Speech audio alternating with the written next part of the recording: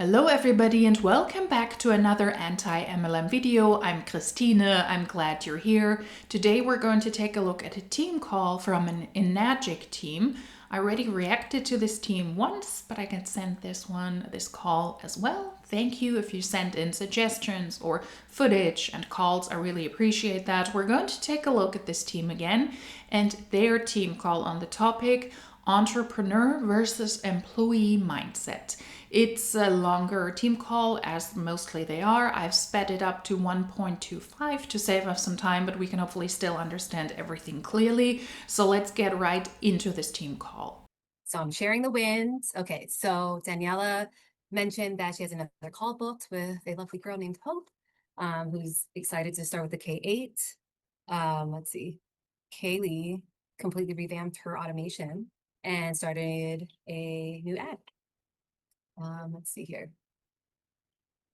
Wendy, you shared that Amelia's call reminded you exactly how you always create a momentum and that you've worked on something and we can't wait to share it with us.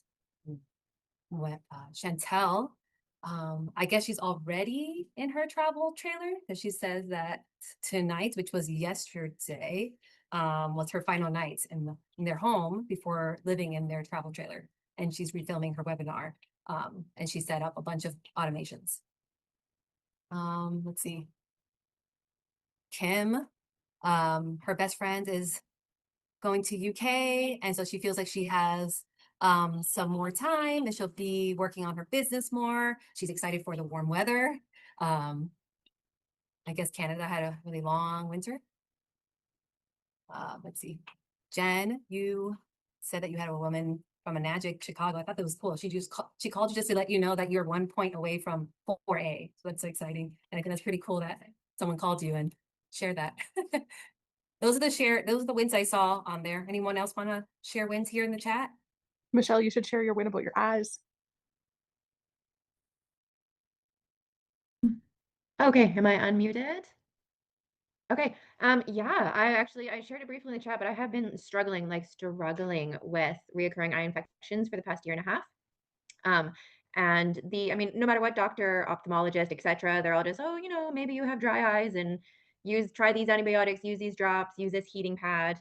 And it was just endless. And so this time when my eyes started to act up again, which was just a few days ago, I remembered seeing something in the Elixir of Life chat about people using the 2.5 and the 11.5 for like a skin condition. So I just started like plugging in key searches and I found out that people do sometimes use it to cure pink eye. And then, like a further search said, don't put the 2.0 in your eyes because it'll burn out your cornea. And I was like, okay, maybe not a great idea. But the more I looked into it, I was like, I think I'm going to do this. So I tried it and overnight my eyes cleared up.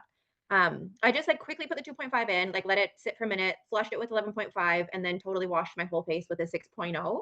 I did that in the night and I did that in the morning. And my eyes are totally cleared up. And I've also been, like the doctors were saying, even with the antibiotics, my tears still weren't good quality. So my eyes were still like a little bit dry and sore, even if I wasn't having an active infection. And they're so clear and so happy. And I'm like, I'm so happy because your eyes are really like, they really affect your day, right? So yeah, I'm thrilled. And I made like a little post about it. And yeah, I'm just super thrilled. Thanks to Kangen Water, thanks to the Kangen Water ionizers, you can now see better. You don't have pink eye anymore. This is a great start.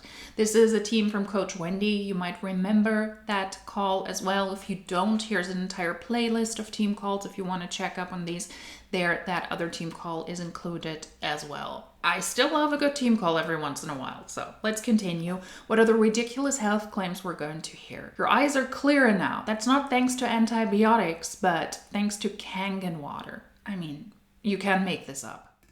Oh, that's so good, Michelle. And it's one of those things where like your eyes, it feels like, is this a big deal? That's a huge deal. If you've been having eye infections for a year and suddenly you're not anymore, that's so amazing. I love it. Okay, if there's anybody else who has a win, you can pop it in the chat. I'm going to read just a couple of housekeeping things and then we're going to have Natalie come out and chat with us. I'm happy you were able to get on, Natalie. A couple people messaged in my community calls chat and said the same thing, that they're having a hard time getting in. And I don't know what's going on, but I told them to try the meeting ID the same way that I suggested to you, so hopefully that helps. But I wanted to mention again to please watch Stephen's compensation plan training. I still get a lot of questions about the comp plan, which is totally fine. You guys know that I love going over that. But also, like, his comp plan training is just like so basic and super, super, super beginner level. And I've never started there. I'm always like, if you have a quad and you sell a quad to somebody who gets a legacy package and they add on a K, and then people are like, what all are you talking about? Right. So his is just like super, super basic, like entry level. And so it's now like our barometer of like, this is like the base where you start. Before you can message me with questions about the comp plan, you have to watch his simple, simple, basic compensation plan training. You can find it in the FLC team calls Google Sheet. Okay.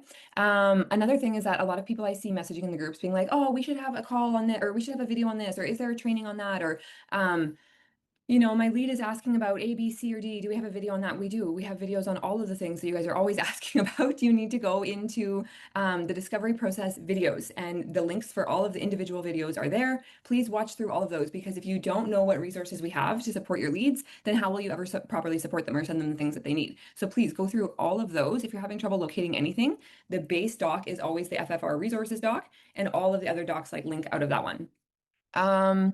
The other things, just a couple other things I wanted to mention. We're still going to do what we're going to implement after the call. I'm going to post that in the FFR community calls topic. And that's been really good. The past couple calls we've been doing that, and it's been really nice to see people come off of this call and go into that chat and say what you learned, what you're going to implement, what shifted for you during the call. It's a really good way to take us out of just listening to a call and putting us into implementation of the call. Also, if you want your a graphic made for a win of yours, specifically tied to you just made a sale and you made earnings, please share it in the wins and share what your earnings are. It got to be kind of like cumbersome for me to go through and calculate everybody's things all the time and to like check who did I miss, who didn't I miss. So if you personally want like a shout out, this is a really good way for you to say, hey, like shout me out. It's also a good way to encourage you to share in the chats so that other people can share your success and share your win. And also a good way to have you learn the comp plan. And of course, if you don't know, if you're like, I don't really know how much I made, please ask. Like ask in the chat, ask me, and we can help walk you through it. But if you want a graphic made, you have to verbally say, hey, I made a sale and I made this much money. And I know that I'm behind on posting a couple of people's, and so I do plan to do that probably within the next week or so. Meg's like, yeah, me.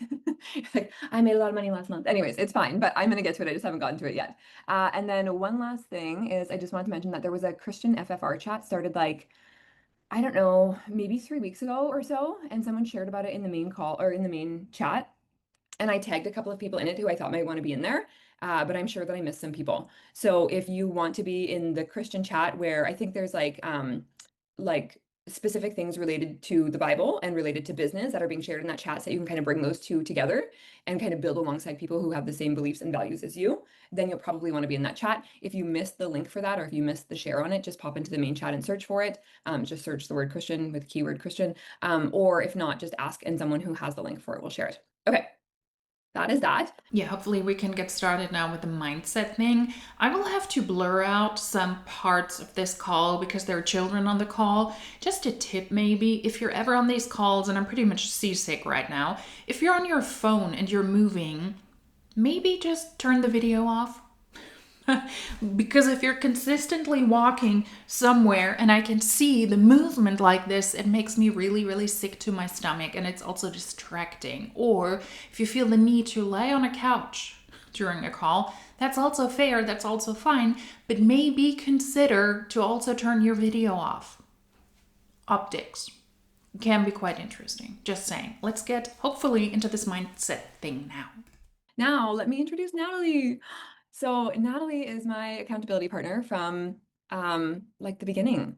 And her and I have built business alongside each other for almost 4 years at this point. I was a couple months into the business and I had a different AB, and so did she. And then we both, like, I don't know, just gravitated toward each other, and it's been so good building alongside her. We don't rely on each other as much anymore, I think, just because we're both established in our businesses. But anytime that I like need support or just like need a person to talk to, it's always her, and I think vice versa. And one of the things that's been really key with Natalie is always mindset. And I noticed it right from the very beginning that I was paired up with a really good person, because I view life with rose-colored glasses. I didn't until Lucas had cancer. And even when he had cancer, I was very much a victim. And once he moved through cancer and I had an awakening about my life and everything, I really started like flipping my lens on things. And it really became a story of like, why is this happening for me instead of to me? And that was so apparent in my relationship with Natalie, is that anything that we were going through, which was a lot as we were building, it was like ads aren't working and my accounts are restricted and all of those things that happen that you're just like, I don't even know what's going on anymore. She would always find the positive side of it, and like not purposely, but that's just who she is by nature. And that positive thing, that positive side would always come out. Her mindset is like on point all the time. And I like to think that mine is pretty good as well. So we worked really good in that way. And so it's going to be great to hear her talk today about the mindset of an entrepreneur versus an employee. Because I know sometimes we think, why isn't this business moving faster? You know, if I had put in 40 hours this week at my job, I would have made X number of dollars. And this is a lot different. And so there's a real mindset shift that needs to happen when you enter an entrepreneurial journey. So we'll let Natalie take it away from here. Hi, everyone. I am so happy to be here with you all and to share and just to be in your community and see Wendy and her leadership. It's so fun to just get a little bird's eye view.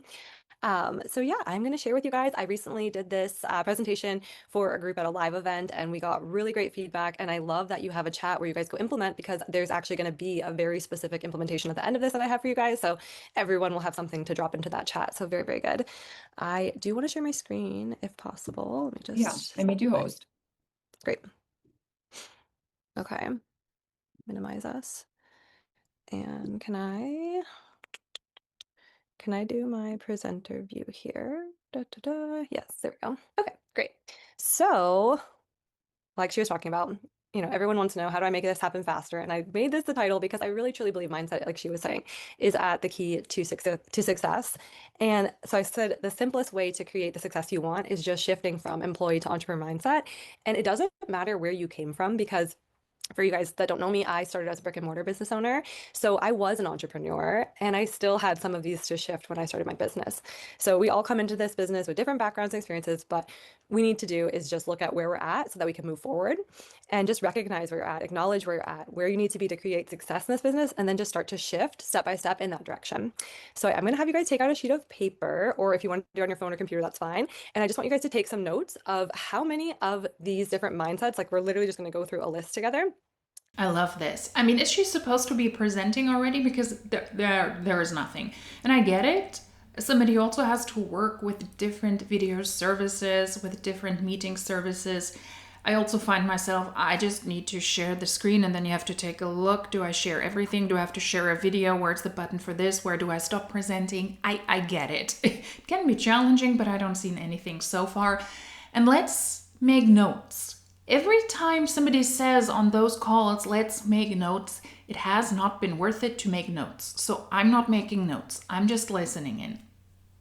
You're free to make your own decisions, but there has not been a single MLM team call so far. Wow. There has not been a single MLM team call so far where it was worth it to make notes. That you're doing in your business, or that you're hearing inside of your head, that little voice that talks to you. So we're going to start with employee mindset. And so the number one thing. Second, Natalie, I'm not sure if this is how it looks for everyone else, but on mine, it just says audience window. Oh, this window is what your audience day. There we go. Perfect. Okay. There we go. Okay. Why wasn't it working? Oh, hold on. I just lost it again. My favorite part. My favorite part of every call. Yes. Okay, perfect. Okay. So we're going to go through these and we're just going to, like I said, you're just going to make note of, if you're like, that's me, I hear that voice in my head, you're just going to make note of whichever one it was, write down the title, if you will. So the first one is waiting for instructions. So how this would look in your business is you went through, whatever your guys' business launch course is, you set up your ads, you did all the things that were told. Each week when you have maybe a training or, something new that's presented, you go and you look at that and maybe you do that, maybe you don't. And you're not really looking outside the box. You're not, creating your own resources, or you're not going and looking for ways to move your business forward that maybe aren't exactly what someone's telling you to do. You're waiting for the instructions, right? You're not being the entrepreneur and building your business and stepping into the leadership. You're kind of just taking and checking the boxes. And if you just started, do those things first for sure. But if you've been around for at least, 6 months or so, make note of that if you see yourself just kind of waiting for those instructions. And then the next one is trading time for money. That's a very one-sided view, though. As somebody who works as an employee in a company, I also don't wait for instructions. There is the overall goal, the overall project of what we're doing, and then I'm the one who's expected to give the instructions and to give the feedback for my specific field of expertise, which is youth protection and compliance, how we can reach that final goal. So Do I then also have the entrepreneurial mindset? Because I think it's always this black and white view. As an employee, you need to have those abilities as well to not just wait for instructions, especially if you're more advanced or if you have more responsibility within a company. You're the one who's expected to give those instructions and to give that feedback yourself, not just people who have more of a relaxed schedule, if you will, because you're not trading time for money, or people who actually run their own businesses. That's not people in network marketing companies, but in a network marketing company as an independently contracted salesperson, in this case for Enagic, you have to set your own timeline. You have to set your own tasks, your own projects, if you will. And there is not somebody breathing down your neck telling you all the time you got to do this and that. But then again, that's also not what happens when you're an employee. We're not at school anymore. So it's kind of wishy-washy here. So if you're doing this to, have the ads budget, of course, I'm not going to tell you to go quit your job. But is that the mindset, like she was talking about? Like, are you sitting there at your computer being like, okay, well, if I work for 2 hours tonight, I'm gonna be tired tomorrow because I'm gonna work, 8 hours and make X amount. So I need to do that. I need to prioritize that. Like, is your full-time job the focus, or are you making this the full-time and, your 9 to 5 is the side hustle that's just providing so that you can really put your energy here and turn this into the full-time thing? And then next, number 3 is risk avoidance. So this is a big one for a lot of people I find coming into our business. A lot of people are like, well, I don't want to reinvest into my business. I don't want to, buy an Ukon that's so expensive. I don't want to spend money on ads because I don't know if I'm going to get the return on investment. Like that risk avoidance where they're afraid to invest. Maybe they don't want to pay for the, paid ChatGPT or paid Claude because they don't want to be spending extra money, but they're not looking at it as an investment into the business that's going to give them a return on investment. So are you someone who's a little risk avoidant? You're kind of nervous. You just want to, put in your hours and earn the money versus being able to invest in yourself and start seeing that return. And just so you guys know, you don't have to share these with anyone. I'm not going to ask anyone to come out. So don't feel like you need to be, not sharing or anything like that. Like be really honest with yourself because like I said, we're really just establishing like where are you at and what do you need to work on personally? And this is a personal experience, right? It's not going to be public. And then, so next one, number 4, is going to be security over growth. So are you staying inside your comfort zone?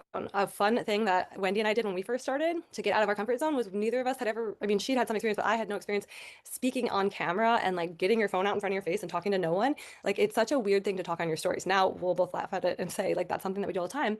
But to get over that hump, we both were like, okay, we're committing. We're just going to do it every single day. And then it became second nature. So are you staying in the comfort zone of the things that maybe you're afraid to do or you don't know how to do? Or are you pushing yourself and saying, you know what, I'm going to go YouTube it. We don't have a training necessarily for that one thing that I wanted to learn. So I'm going to go learn how to do it. Or I'm going to search for it. I'm going to figure out how with the resources we have that I can do this. Or are you just staying in that comfort zone of like, well, I know how to do X, Y, and Z. So I'm going to keep doing those things and just hope that that moves my business forward. All of that in theory sounds understandable, not too shabby. But in reality, it is. This is Kangen's income disclosure statement from 2024. It is just as messy as most income disclosure statements are. Most people at the lowest ranks have a good amount of money they need to invest into something that is not their business, but they will not see a profit in return. Most people in this MLM are at the lowest rank, that is almost 50%, and they make less than $500 each and every year, whereas the investment into the Kangen, into the Enagic products is very likely a lot higher. Why would you want to invest into something that is not your job? Why would you invest into something that is not your business? Why would you invest into something when you're not an entrepreneur? So let's be honest here. You are a salesperson independently contracted for a network marketing company. You can make commission if you sell products. And in Kangen, you might get a bigger commission if you're able to sell one of those water ionizers compared to somebody selling shampoo or protein powder. But your expenses are also bigger. You have to spend a lot more money. And to call that an investment into joining a network marketing company is not an entrepreneurial move. If we see that most people in network marketing across all MLMs lose money. And if we take a look once again at Kangen's income disclosure statement, most people by far, over 70%, are at the 2 lowest ranks, and they do not make more on average median annual amount than $1,300. They don't make more than that. Why would I want to invest into something that doesn't pay me back? Why would I want to spend a lot of time on something and treat it like a full-time business when it doesn't pay me back? Most people don't have the luxury to do that. Most people depend on a full-time job to make this buffoonery happen, to finance the MLM adventure, if you will. And in the end, if you don't make money, it's just a pricey hobby. That's what I always say. It's not a business. So all of this in theory sounds great, but let's remind ourselves that you are not an entrepreneur and you're not a business owner when you join a network marketing company. You're a salesperson and you're independently contracted. And you have none of the securities and none of the guarantees you would have if you were an employee. So you kind of have the short end of the stick. You're neither an employee with the securities, nor are you actually an entrepreneur and a business owner where you have all of the responsibility, but also all of the freedom to make your own decisions. You work for a company and you have to follow their rules. So it's kind of a shitty situation to be in. Let's remember this as well. You are not a business owner and you're not an entrepreneur when you join Enagic. And then next one is number 5. Task completion focus. So I'm a big proponent of, I am this person. This is something that I'm still working on. I love check boxes and just being able to check off the tasks and feel like I'm accomplishing something. But what we find in this business is not nothing, but everything is never checked off. You always are going to have a running to-do list. You're always going to have tasks that you want to do, projects you want to finish. And there's honestly probably not enough time in your life to ever do all of them realistically. You're always going to be striving and doing as much as you can. But when you're an entrepreneur, there's always so many things you could do. So are you just focusing on, busy work, checking the boxes, saying that you did X, Y, and Z, or are you having a little bit more of a big picture when it comes to your business? So just something to be aware of, right? And just make note if you are, because we're going to obviously shift this after. But the same is true if you're an employee. I mean, I also always have a rolling agenda. I always have a rolling to-do list, and I update that regularly. I update that regularly. If you work in a business and you need to progress in that business as an employee, you have the same agenda. It's not that my agenda is never zero, that I never have anything to do. It is packed. And depending on what changes a company goes through or whatever projects you work on, the bigger your project list, the bigger your to-do list gets. I don't ever have a to-do list that's empty. I always have a rolling to-do list, also as an employee. And then so that was task completion. Next is fixed work boundaries. So this is one that I think a lot of people have from being an employee, right? Is I work from this time to that time. I, turn my phone off after that. I don't get on my computer. And what I've found with most people who are successful in this business, maybe they take a day off, but that's not how it is in the first year, maybe the first 2 years even. You kind of have to be a little bit obsessed with this business. And if that means maybe you're, answering a message to a hot lead who really wants some information when you're sitting down at dinner with your family, or you're, at the park with your kids where you want to be 100% present with them. But sometimes you have to make those kind of shifts and balances to be able to create the momentum and to really keep things moving, where, a 9 to 5, you clock in and you clock out, and, after hours is not a time that you're working. It's a little bit different in the entrepreneurial side. So is that something that you're currently working in that model of yep, I work in the evenings from this time to that time, and that's that, and I don't look at my phone any other time? Or are you a bit more open?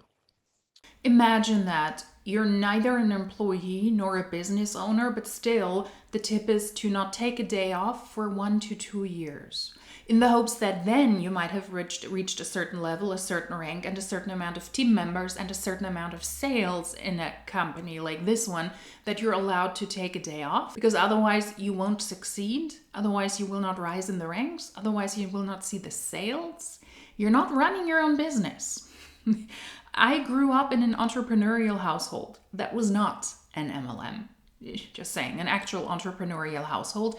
And I know what it is like when I see people, when I saw my family, when I saw my parents, and they had to make cuts here or there. I remember that sometimes we, the kids, and one of the parents went on a vacation, and then the other family member joined afterwards. And the other parent of mine joined later because they still had work to do. But they also took days off. They also took weeks off. They also took time off.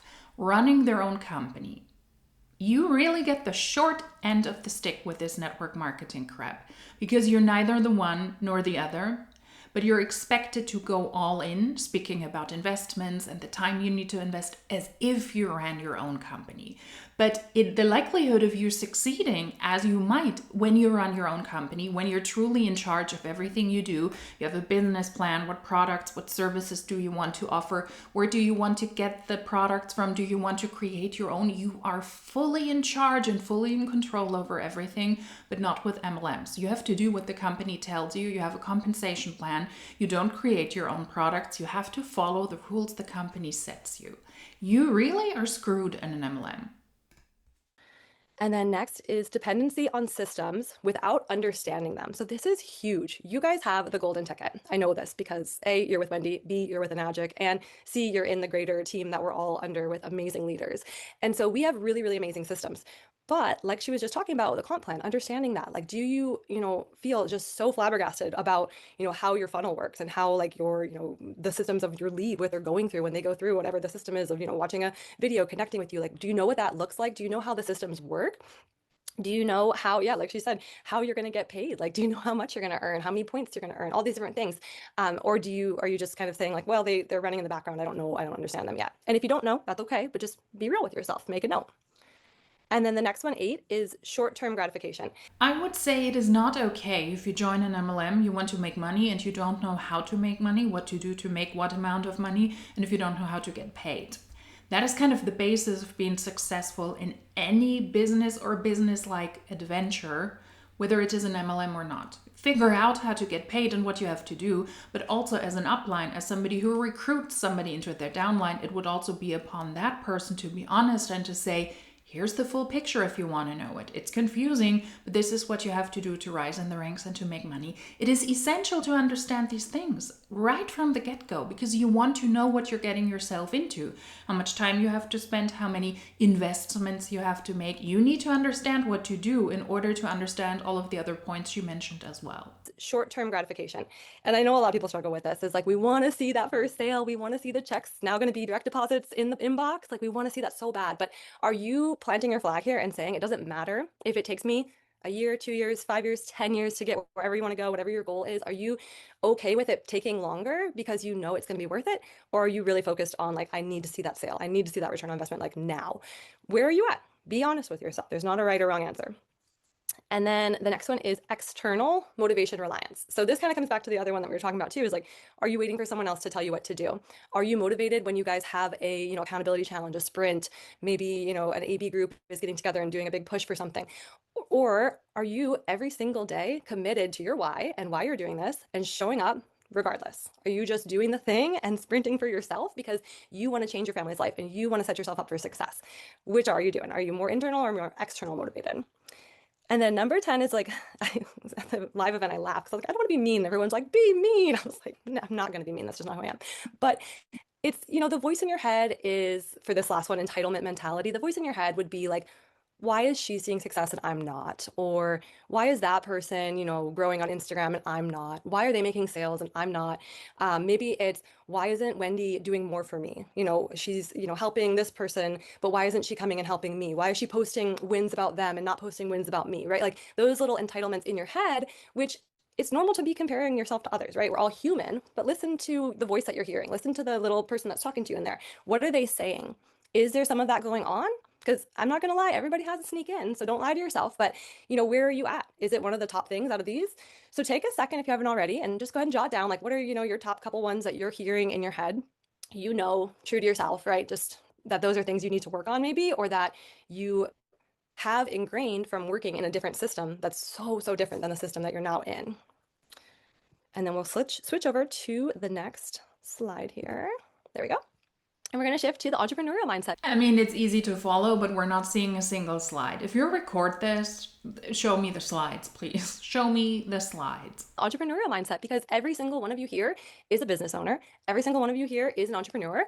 No, you're neither a business owner nor an entrepreneur. You're an independently contracted salesperson. Unless you run your own business outside of this MLM, you're an independently contracted salesperson.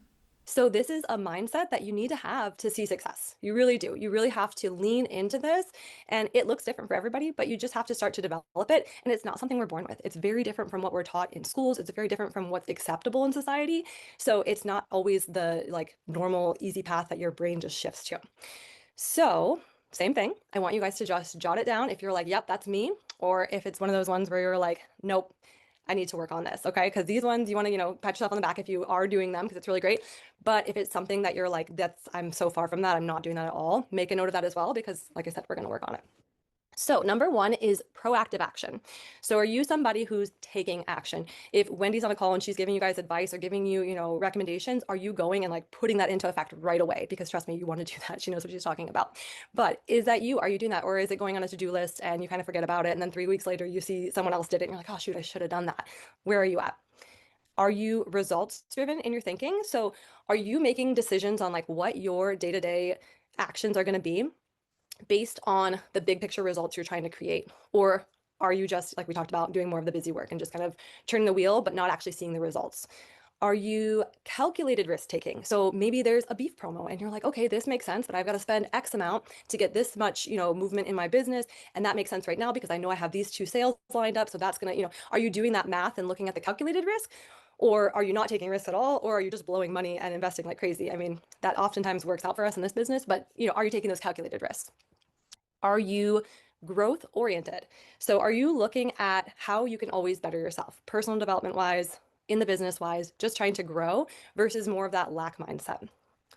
Do you have more of an ownership mentality? So do you own your business? Are you really stepping into this and not just leaning on the rest of the community and leaning on the resources and everything? Of course, we have them, but are you stepping into leadership and actually leading your leads and being the person who's going to take them from seeing this opportunity to being in this business and actually starting to change your life, right? Are you being the person that you would trust to guide you through this? The next one is flexibility and adaptability. For me, when I started, my ads were poop. They were no good. Wendy and I tested so many ads. It's hilarious looking back on the ones we were testing too, because some of them were just on my end, especially really bad. But you know what? I pivoted. I started testing on TikTok. At that time, I'm like, you know what? Why not? Just go and try it. Not saying to do that right now, but I'm just saying, like, are you flexible? Are you adaptable? Are you not sitting in the corner just saying, oh, nothing's working, nothing's working? Like, look at that and say, this isn't working for me. Do I need to fix it or do I need to pivot? Right? And get advice, get guidance, of course. But like, is that your mindset? Are you the person who is just trying to figure it out, trying to find a way, trying to figure out where are the gaps that you can fill so you can start to see success? And then next is systems thinking. So kind of the opposite of what we were talking about with the reliance on systems but understanding. Are you starting to unravel the systems and say, okay, I understand this lead journey. I understand the comp plan. I understand how the big picture works. I understand how maybe as I move into software ownership, funnel ownership, like what that would look like. Are you big picture planning? Are you looking at, okay, the next rank ahead, this rank ahead, this rank ahead, like, okay, how am I going to get there, and making a plan and tracking? And are you someone who's okay with delayed gratification? Like genuinely, are you sitting here and saying, you know what?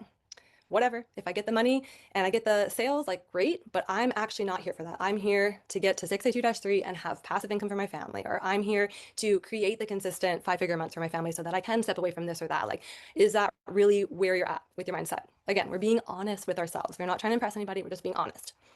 Are you self-motivated? Are you somebody who's going to get up, like I said, in the morning and you're going to do your daily to-dos no matter what? You're going to post on your social media. You're going to check on your ads. You're going to, get back to all of your leads, and you're going to make sure you're doing the basics and actually moving your business forward no matter what. If you've got a team call that you're sharing a win on that day and you want to have something to say, or nobody's checking in on you and you're just doing the things.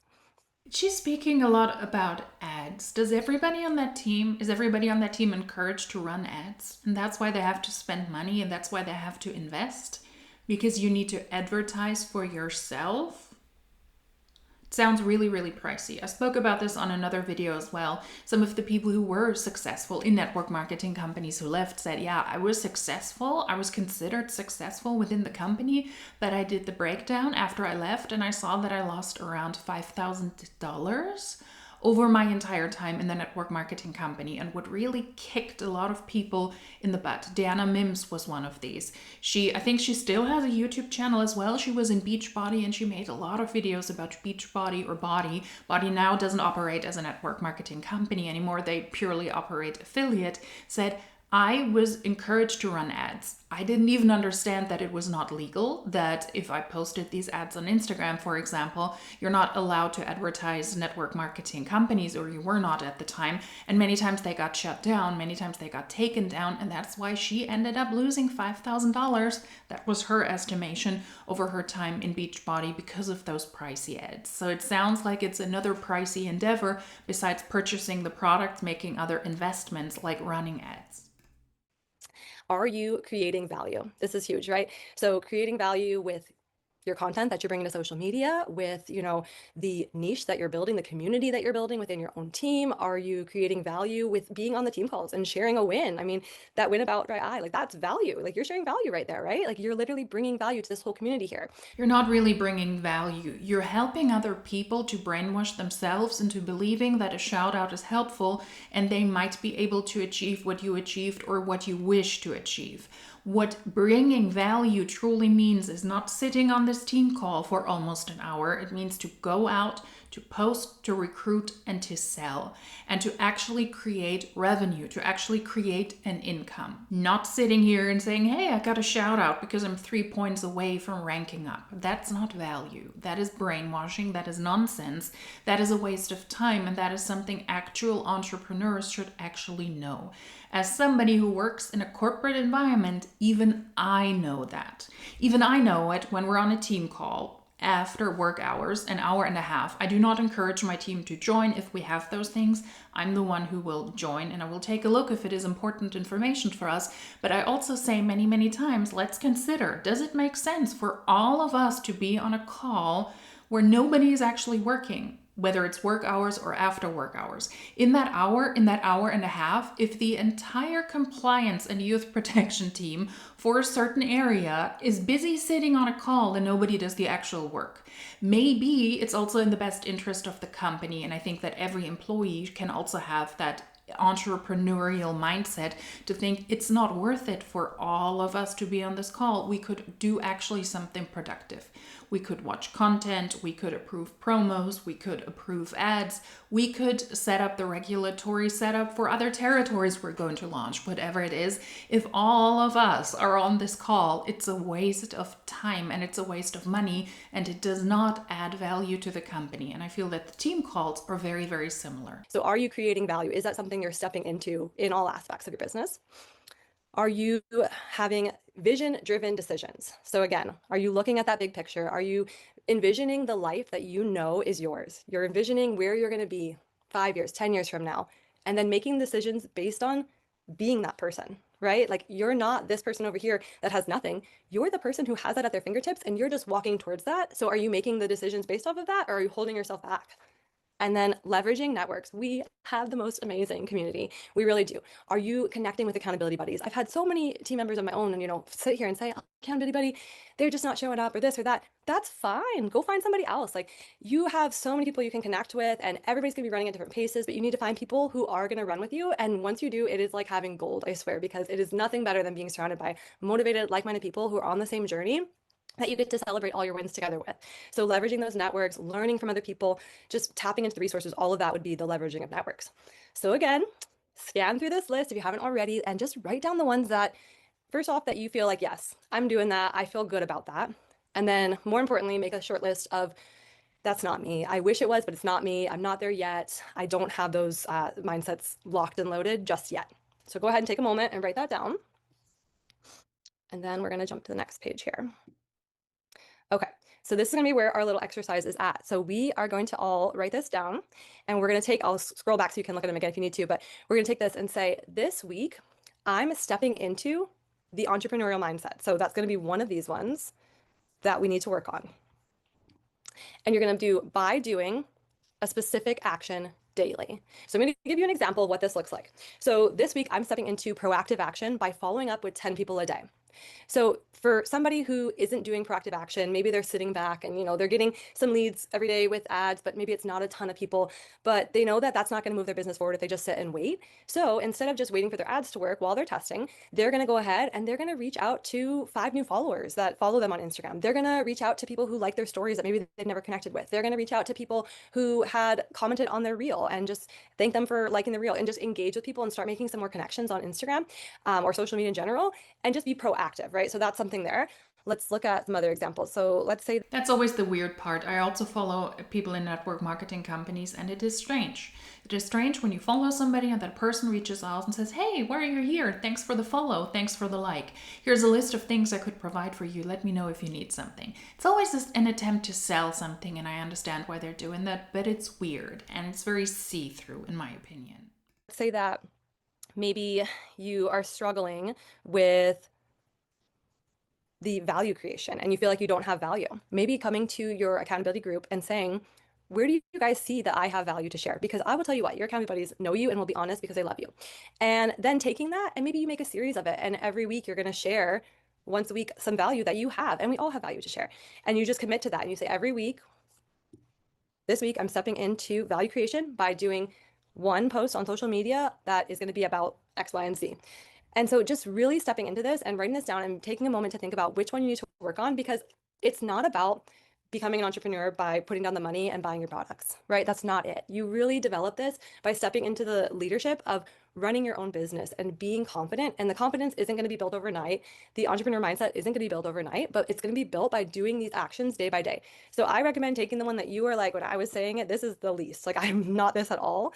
And then working on that one, right? And building that up, because that's going to take the longest to build up. And then if you had more than just one, then slowly start to chip away at it and start working on different actions that are going to be able to do that. And if you have a hard time thinking of those actions, bring it to the team, bring it to the AVs, ask for support, because everyone's going to have different ones. I find this so interesting. Not every single person is going to have the same mindset piece that they need to work on. Everybody's is going to be different. And everybody, like I said, comes from different backgrounds. So that's why. And we all have a different story. So at this here, entrepreneurial mindset isn't something you just have. It's something you practice daily. And the fastest way to build it is to act like it before you feel it. And this is something in this business that I find is so important, because a lot of times we do things scared, we do things unsure, and we do things before we feel comfortable or ready to do them. And it's one of those things where you just have to learn as you go and be confident that you are enough and that you can do it. You can learn anything. You can do everything in this business. It's not hard. It just takes you committing to doing it and then committing to having the mindset that's going to back that up so that you can show up as yourself and show up as the best version of your entrepreneur mindset. Unfortunately, you can have the best mindset, the best entrepreneurial mindset, and you can be the most self-sufficient person, because that's the overall arching topic I see here. It could have been an email. Be self-sufficient. That doesn't mean that you will succeed in an MLM. That doesn't mean that you will succeed in Enagic. Why are most people at all MLMs at the lowest ranks and they're losing money? Because we recruit people still to this very day, although we know and we have the golden ticket and we know what to do. Why do we recruit people who don't have the abilities to rise in the ranks? Maybe there is a flawed system behind this, and you can tell yourself that you will develop the entrepreneurial mindset. You will spend the money. You will step into your leadership. Although you don't even have a team, you will treat this as a business, although you also have your 9-to-5 business, which you need to survive and also to finance this crap. Why are most people then still not successful, also not in Enagic? The business model has been available for decades. Why are most people, financially speaking, in network marketing companies still failing? Why are we in 2026 not able to recruit the right people, to give them the correct vision, to tell them appropriately what they have to do, to set them up as self-sufficient entrepreneurs so that they can financially succeed? Because it's not possible in a network marketing company, because it is designed for only very few people to be financially successful on the backs of others. Just asking for a friend. And that's all I have for you guys. It was only a short half hour, so I'm happy to brainstorm if anyone has questions or needs help thinking of theirs. But that's all I had for sharing. I love it. Thank you so much, Natalie. It's one of those interesting things. Like, we just are programmed to be in the mindset of being an employee from the moment that you enter school. Everything points you toward being an employee. I don't think I even heard the word entrepreneur when I was in school. on your like list of things that you can do when you graduate from high school. Being an entrepreneur is not one of them. And so there's a lot of mindset work that comes with that. And a lot of what was on your list is so true. And as you're going through it, I'm like, okay, I'm doing this, I'm not doing that. The one for me was risk avoidance. I do take a lot of risks, but one of the ones, and Natalie, you know this, is that I get like weird with tech stuff. I'm like, oh, I'm gonna get someone else to do the tech things. I don't want to do the techie stuff. But I can probably go through Marina's Claude document, and that's what I'm going to do this week. So if everybody, yay, big girl Wendy, she's going to do it. But You're gonna love it. okay, well, and from what I've seen in the chat, everyone's like, I could figure this out, and I'm like, okay, I can figure this out also. And I've been making excuses in my head. I'm working on this, I'm working on that, and I think the idea is like, let it help you work on those, right? Yep. And I know that, 100%. but yeah, but I'm scared of it. So I'm going to do that this week. Is there anybody else who would be willing to share theirs? Something that you wrote down where you fill in the blank and then you fill in the next blank. So this week I'm stepping into, what is it that you're stepping into? And then by doing what is it that you're going to do to step into that business owner mindset, that entrepreneurial mindset that you need in order to see success in this business? You can pop it into the chat, or, oh, Melissa says this is going to be really helpful for me. Amazing. So good. So good to actually name the struggle. Yeah. Yeah. So good. Is anybody willing to put yours in the chat or to just speak? Like raise your hand and I'll call on you to speak, and you can just say what yours was. What is the thing that you're avoiding or, noticing I can yourself? go. Yeah, go ahead. So this is, I actually saw Natalie on Marina's call today. But this week I'm going to get Claude starting sending my emails to my leads. So that was, I started her program, whatever, today. And everything takes longer than you think, always. But when Claude told me, copy and paste her whole guide in here and I'll read it. And it took 2 seconds to read it. And then it said, I will walk you step by step. And I'm like, oh, miracles. So you can do it, Wendy, if I can do it. Yeah. I can. I know I can. Amazing. So good. And yes, to get Claude sending out your emails, right? Like imagine the like relief by you not being the one who's got to do that. I love it. So good. Anybody else willing to share theirs? Let's see. Oh yeah, Angela, I was wondering the same thing, Natalie, because I was thinking I could ask this in my chat afterwards for implementation. If we can see both of the lists in the presentation so that we can actually fill in those blanks. I can just send you the slides if that's easier, and you can drop it in your chat for everybody. Yeah, sure. That works. Meg says, this week I'm stepping into self-motivation by waking up at the same time every morning and completing the Claude guide. Amazing. So good. Everybody's doing the Claude guide. I love it. know. I'm gonna give a quick shout out to it because I did it on like maybe a week ago. And yeah, it's just helped me so much. I shared on the call today, but everything that you're avoiding, you can just put into there. And pretty much I told my team, it will either do it for you or it will walk you through exactly how to do it. So there's no reason not to jump on that. If you guys missed the call with Marina today, she dropped the recording and the guide is so simple. So I highly recommend it. Yeah, I definitely need to do that. I've been in that chat for longer than you, Natalie. Yeah. I'm going to do that when I'm done 300 other things that I'm working on. And I know the idea is that it's like, let it help you with those 300 things, but I'm definitely avoiding it. Okay. Let's see, Nellie, is that you, Nellie? Yeah. This week I'm focusing on working through the Claude guide. I started today and almost quit because it felt overwhelming to my mom brain, but I'm determined to understand more systems, including this. Amazing. I love that. Michelle says, this week I will step into vulnerability by speaking live on my stories. Yay. And I'll invite my AB to do the same. That is so good. That's like such a hurdle for people. It's like that first time, even the first week or even the first month when you go to speak, it's uncomfortable. It's super uncomfortable. And can you make it where you want to go without doing that? Probably. Will it take you probably 3, 4, even 5 times as long? Yes, because you need to trust, like the person who's listening to you needs to trust you, and they can't trust you if they can't see you talking and see your heart and your emotion and your reason and your why and like all of the things that you can express when you just speak. Even what you just shared, Michelle, about your eye. That would be a really good entry point into like, hey, I'm going to talk all my stories. It's very impactful for you. And you were able to share here really easily. So yeah, or you could be exposed for the scammer that you are, in my opinion, when you say, hey, if you use ionized water from this MLM, then you're able to cure your pink eye, which regular medicine wasn't able to do over a year and a half. So riddle me this. I've heard the worst, the weirdest health claims on social media, and none of that was ever inspiring to me. There's a German network marketing company as well, and they sell weird programs through which you can also cure your ailings. You have fungus on your nails. Start the program, you're good to go. You have an anxious dog, start the program, and you're good to go. It's called Healy. That's the MLM. I also have a German-speaking video, I think. I will link it up here, but I don't think it's in English and it doesn't have subs or anything. But yeah, that's Healy.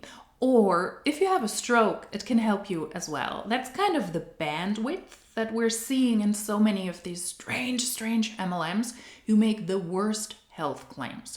And if people are willingly to publicly say this kind of crap, you can only imagine what they will say behind closed doors, because you cannot make health claims. You cannot make health claims with Kangen and say, hey, it cured cancer. But there are a good amount of Kangen distributors, Enagic distributors, excuse me, who say, yeah, it cured somebody's cancer. Isn't that wonderful? That would maybe be something that would be like a good like entry point, is to segue with that. Even if she's already posted it too, like you can, if you made it into a post, Michelle, you can like share that to your stories and then go into your stories live and be like, hey, following this post. Totally. Right. Yeah, totally. Because it's different people who view stories compared to who's viewing content or who's viewing what you've shared before. And always just putting your voice behind it is super, super powerful. Okay, is there anybody else who's got anything in the chat? Let me see here. Okay. Is there, let me see, everyone more. Thanks, you guys. Yeah. Okay. Well, I mean, we can wrap it up early, but I do just want to like really elaborate on what Natalie was saying. It's just, this is like so important. I wasn't really sure what to expect from this call, but I think it's really good to just like see it in front of you, and to see where it is that you're holding yourself back. And it was interesting for me as well. When I'm watching through it, I'm seeing like on the one of the entrepreneur, I'm like, I'm doing all of the entrepreneur things. Do I have like a little something with tech that holds me back? In the employee mindset, yes, I do. But in the entrepreneur mindset, I'm like, I'm literally doing all of them. And so then you can kind of use that as your like scale of like, okay, if things aren't moving, how many of these am I not doing? And is that probably why things aren't moving? Maybe I'm not doing 5 of them. And if I close that gap to like, I'm not doing 4 of them, and I'm not doing 3 of them, and I'm not doing 2 of them, and suddenly there's just 1 left, and suddenly you're doing all of them, now you're an entrepreneur. And you're looking for the solutions to your own problems. You're going outside of the networks of what it is that we offer, and you're, maybe finding extra coaching or watching videos on YouTube, or just taking that like next step that you can take to really guide your own success here. So beautiful. I love it, Natalie. You're not an entrepreneur though, just because you check 5 of the boxes of what she said before. Oops, now I'm an entrepreneur. If you're an Enagic, you're not an entrepreneur. You are a salesperson for that company. You work for that company, and you have a lot of people who want you to sell and to recruit, because they also ultimately benefit if you're able to sell and to recruit.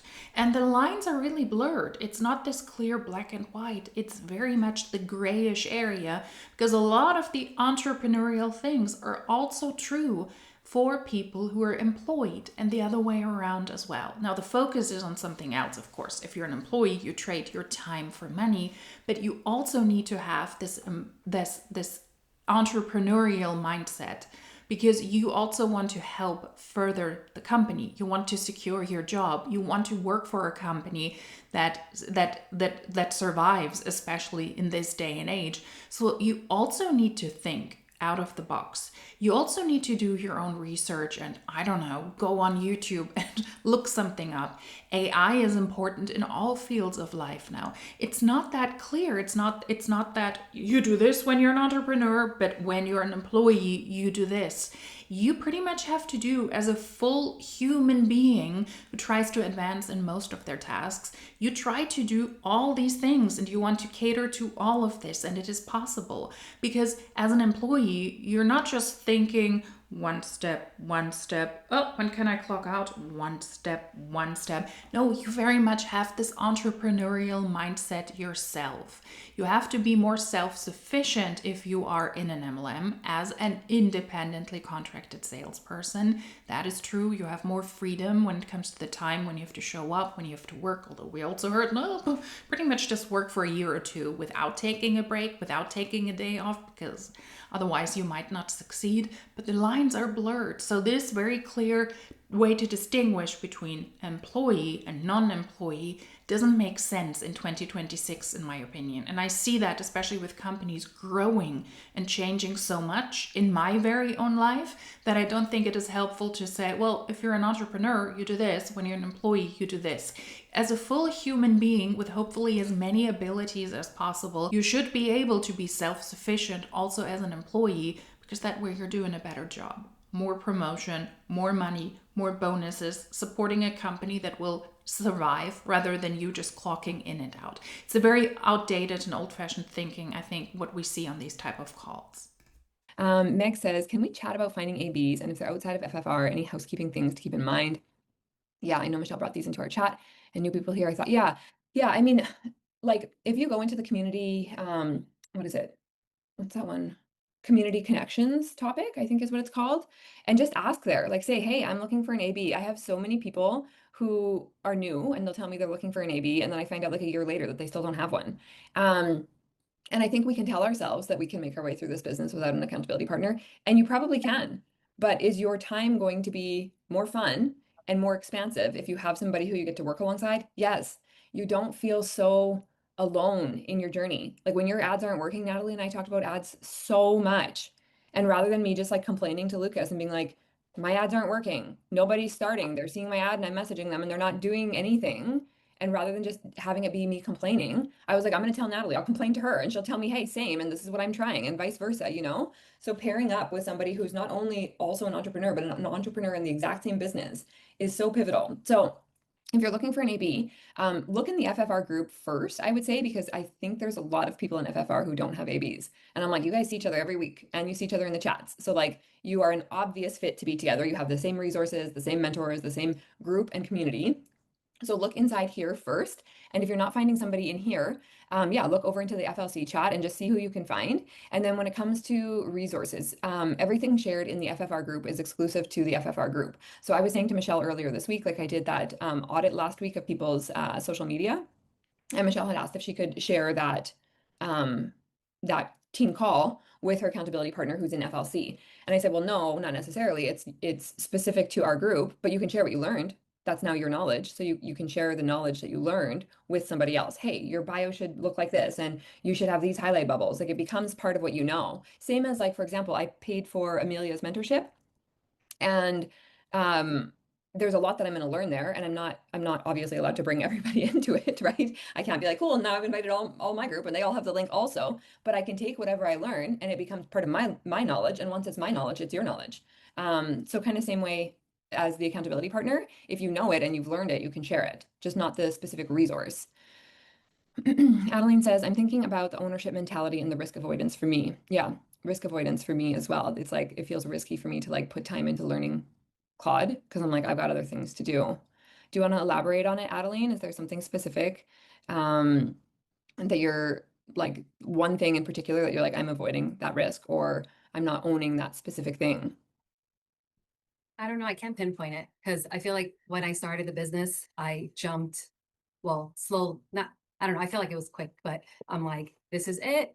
And then I'm like, I sold my home and then I moved to Borinquen, Puerto Rico. And I'm not practicing as a SLP and I'm building a tiny home in the mountains. So it's like all these things are happening in a pretty short amount of time. And I feel like I'm doing all the things for all the things that I'm doing in my life. And I'm trying to find the balance in everything.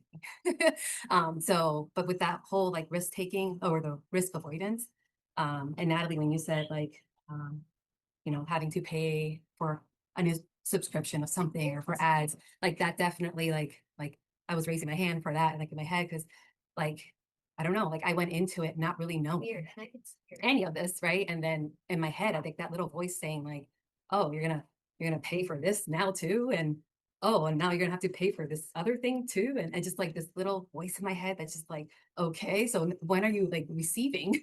Because you're putting out a lot, right? So but where I find like I can't pinpoint it, it's because I also feel so, I don't know, like confident in all of this that it's almost like no, it just makes sense. And I'm just going to keep doing the things and it's just going to happen. And that's it. And it's like, that's what it is. That's not an entrepreneurial mindset. If you invest into something, you need to have a plan. How much money do you invest? And what is the return on investment that you expect? And if you see that that's not happening, you don't just think it feels right because your accountability buddy or whoever says, no, keep going. If you don't see a return on your investment, you need to cut it off at some point. So to have that decision right from the get-go and to say, I will invest up to this or that amount of money, that's what I can securely do while still paying my bills and still living my life, or that's the amount of time I'm going to give myself, but these are my goals, and if I don't reach them, I will cut it off. That would be a plan. To just blindly push more money into something because somebody in a team on Coach Wendy's team says, no, but get more ads, buy more shit, post more stuff, while you don't see a return on investment and you drive yourself into a severe financial situation, you drive yourself into debt, and you do not see money coming in, or not enough money coming in return, so that you see a return on your investment, is not entrepreneurial mindset. That is MLM brainwashing mindset, and that's not smart. If you want to be an entrepreneur, then be an entrepreneur, but then you need to cut this kind of crap out. Do your math and make smart decisions and know when to cut that off. But of course, that's not something somebody will tell you in a network marketing company where they benefit if you stay in longer. So I don't know. That's so dangerous. I'm trying to balance all of it. Yeah, I see you taking a lot of risks, Adeline. You have changed literally your entire life since when we first had our call. Yeah. You don't even live in the same country or house or have the same job. Like literally nothing is the same in your life. So you take a ton of risks. But in relation to the business, I think that's a big one. Is that, and Natalie spoke to it, we invest in our products and we're like, cool, now I'm a business owner. And then, an event comes up and it's like $200 for the ticket and like $800 to stay in the house. And you've got to purchase your flight there and like all of these like other expenses that can make it feel like, well, no, like I already invested and I haven't made X number of dollars yet. And people will tie, like, I haven't earned yet, and so I'm not worthy of going, right? I haven't earned, like, this trip is going to cost me $2,000 and I haven't earned $2,000. So I'm not going to go on this trip unless I earn $2,000. What if going on the trip was the thing that helped you shift your mindset, learn the skill that you needed to learn, build the belief in yourself and the company and the product, and allowed you to actually start earning? What if that was the thing? What if actually going on the trip is the thing? And this is just an example. Going on a trip is not a proper investment because you believe or you hope that your mindset might shift so that you're successful afterwards. What is the financial input? Why do I spend $2,000 to go on a quote unquote trip? And why does that help me? What will be the outcome? And how do I financially measure the outcome? That is what a true entrepreneur, a true business owner, somebody with an entrepreneurial mindset would ask themselves, and would also say, for what period of time can I do these kind of investments, and up until which point do I need to see a return on investment, or at least a percentage of the money coming back in, and when do I need to cut this adventure off? That's not entrepreneurial mindset. That is MLM boo-boo, because you're not owning your own company, because you're not an entrepreneur. You're a glorified salesperson. You're a glorified entrepreneur, a fake entrepreneur. And most people in Enagic will very likely not see their money coming back in, will not see the profit, will not see the return on investment according to their own income disclosure statement. But yeah, it's one of those things where I think we can believe that like we've invested and so now we have a business, which is true, but reinvesting into that same business multiple times will pay you in the long run. For example, I just invested $7,000 Canadian into Amelia's mentorship. And I probably wouldn't have had to, but is it probably going to be very useful to me to move my business more quickly and to also bring that back and share it with everybody here? I would track that. If you invest $7,000 on some MLM training, then you want to track that very, very closely. Will you make that money back and more? What will you be taught? More mindset stuff? Then don't invest $7,000.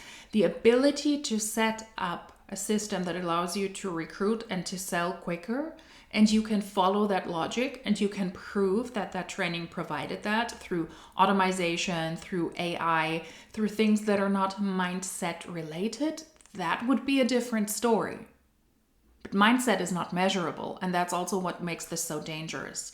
Yeah, you've got to be in the right mindset mood. You've got to be in the right mindset, and therefore it's worth it to spend maybe a couple of $1,000 on the right training from the right trainer, and that way you will be successful. But you cannot really measure it fully to this training. That's why this is so dangerous and why so many people end up in debt and end up losing money after their network marketing adventure. So investing and then reinvesting into the same business and planting your flag that deeply that you're like, I'm going all in, and I can invest and I can reinvest in the same thing over and over until it pays me out tenfold what I've invested, or 20 or 100 ideally. I'd Yeah. love to share a little bit on that too, because it Yeah. sounds like you're not somebody who's, not taking risks. It sounds like you're doing amazing, changing your life and stepping into, just a beautiful life that you're creating. So congrats on that. But it sounds like it's more the mindset, right? Because even though maybe you're putting the credit card down and you're making the purchase to do whatever it is, in the back of your head, it's that little voice saying, oh, really? And so it's talking. So maybe for you, it's just, telling yourself every day, maybe it's an affirmation. Every dollar I spend towards this business is going to pay me back tenfold. And like keep saying that till you believe it. And you're going to still do all the things you're doing, but just changing the mindset just makes it more fun and more enjoyable when you are, buying those event tickets, because it's going to pay you back and you truly believe it. So maybe that could be an actionable step. It's just when I heard you talking, I was thinking that. You knowing or you thinking or you believing you will make the money back will not allow you to make the money back. Let's take this example. You have this brainwashing training session. I don't know what this training session is about, but let's assume it's a brainwashing training session for 7,000 Canadian dollars. Now, this is the US income disclosure statement I'm going to focus on now, but most people who invest $7,000 didn't make that money back 10 times fold. 10 times 7,000 would be 70,000. 100,000 would be 700,000. You have to be, and those are 11 distributors at the top ranks who are able to make this back 10 times.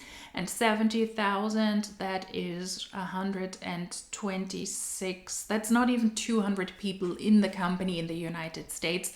In the year 24, yeah, that's the 24 income disclosure statement. Those people made 70,000 in a year plus, or 700,000 plus. That is a small group of people who were able to make that investment back. To just tell yourself, well, if I invest 7,000 and I'm in the right mindset, I know I will make it back. I just sit it out, is dangerous. And that's why people lose so much money. And it is dangerous and it is irresponsible to tell this to a team of people who very likely make a fraction of what their top income earner in this coaching session and on this team make.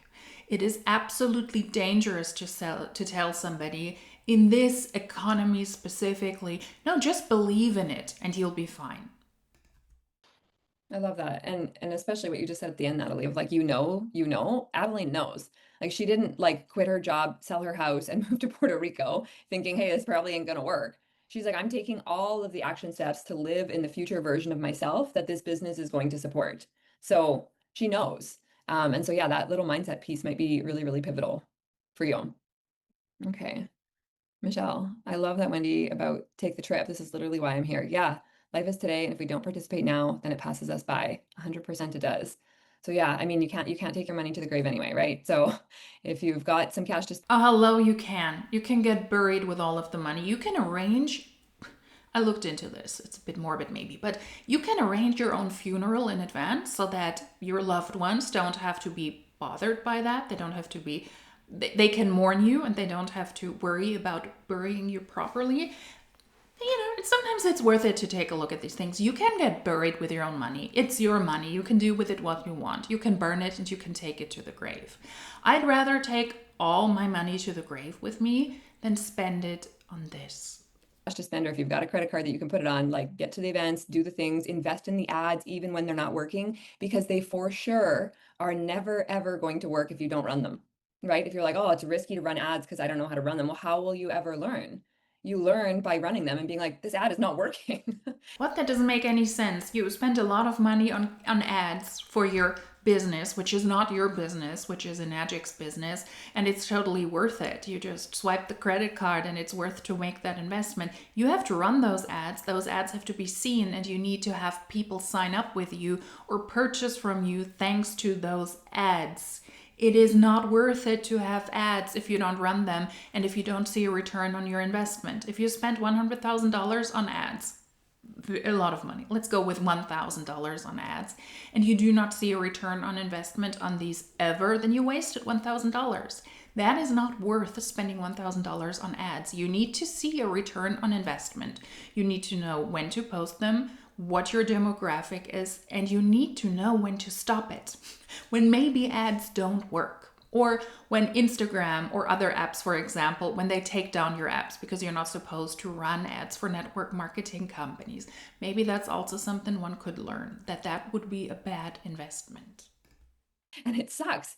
And I'm responsible for my own cash and my own income, and this ad isn't working. So now I have to be responsible enough to go change it. I've got to make a new ad or many new ads, and I've got to test them, and I've got to learn how to actually do this. Yeah, Meg, Lucas posted about it in his stories. He shared it with me yesterday, and then I shared it as well. Just about like, we should be like running toward the life that we want and the life that we desire. And we hold ourselves back. And there's a lot of people in the cemetery who we're going to start tomorrow and who are going to do the thing tomorrow. So don't let that be you. Yeah, but you can also run towards something you really want, and you run against a wall all the time, against a brick wall. You can continue to run against that brick wall, but that doesn't mean that you will break through. It just means that you run against a brick wall. You can run towards an unrealistic goal, like being successful in a network marketing company as many times as you want to. Doesn't mean that you will succeed. Yeah. Okay. So good. Does anybody else have one that they want to share, something that kind of stood out to you that you're like, hey, I hadn't even noticed this about myself, that I was operating in an employee mindset, and I see it now and I notice it now, and I'm gonna work on it. And if you don't remember the exact wording from Natalie's list, that's fine. But you know what it is, right? Like, you're a person who's avoiding risk, you're a person who's avoiding talking on your stories, you're a person who's avoiding running ads, you're avoiding doing something outside of what you learn in the training, even though you know you need like an additional layer or whatever it may be. Let's see. I also saw Brenda, who I like to call Auntie Brenda because she's my auntie, put in the chat here that she's looking for an accountability partner.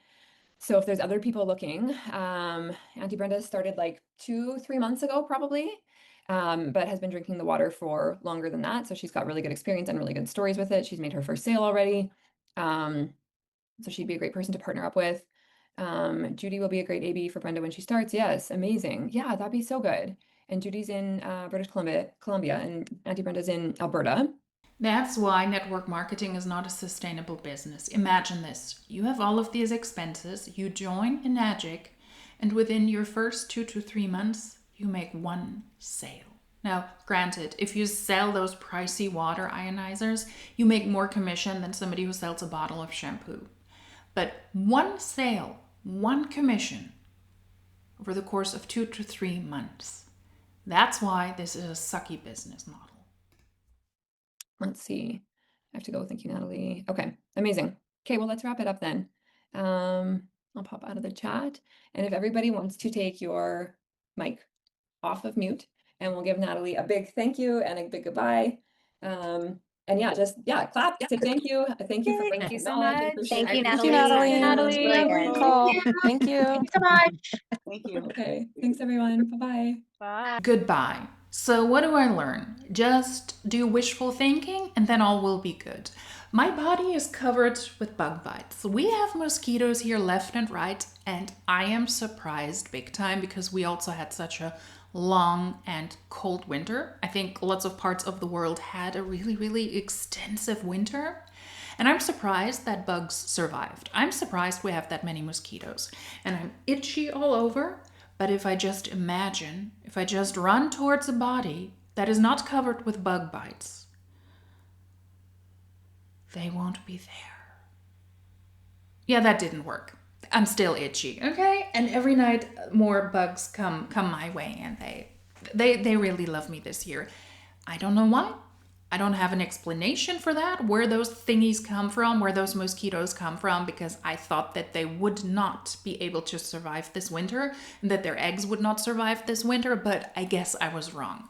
And yeah, me imagining that I don't have a lot of mosquito bites didn't happen as well. You're going to lose a lot of money when you join Enagic, and if you believe in this kind of crap, if they teach that on team calls where you're supposed to learn about truly entrepreneurial mindset, Make a plan, make a cutoff date, and make a dedicated plan if you make investments. Who is your target group and how do you want to achieve that return on investment? You cannot wish and hope that you might succeed. That is not entrepreneurial, that is irresponsible. All right, that was my other ranty team call video. This team really pisses me off because it's dangerous. No wonder that people lose a lot of money, and no wonder that a lot of people are worried for loved ones who are in network marketing companies like this, because they can just wait and hope and run until at some point maybe they achieve something in a system that is built for most people to lose money, because there is market saturation. You know, we've heard about this before, and only very few people can be at the top of an MLM because the system is designed like it. But as long as you keep your team busy, maybe they can also contribute to your income. As long as they hope and wish, and you speak about entrepreneurial mindset, hopefully they will stay in longer, and hopefully they will sell something and you can benefit off of them longer. That is highly irresponsible. Let me know your thoughts. Take a look at the team call playlist if you're interested in this. If you're interested in other team calls as well, I have a good amount in that playlist at this point. Thank you for watching. Give this video a thumbs up if you liked it. Subscribe to the channel if you don't want to miss out on further uploads. You can comment down below. You can share the video. You can hype the video. That helps this channel out a lot. And if you like these videos, then hopefully I will see you in my next one. Until then, tschüss!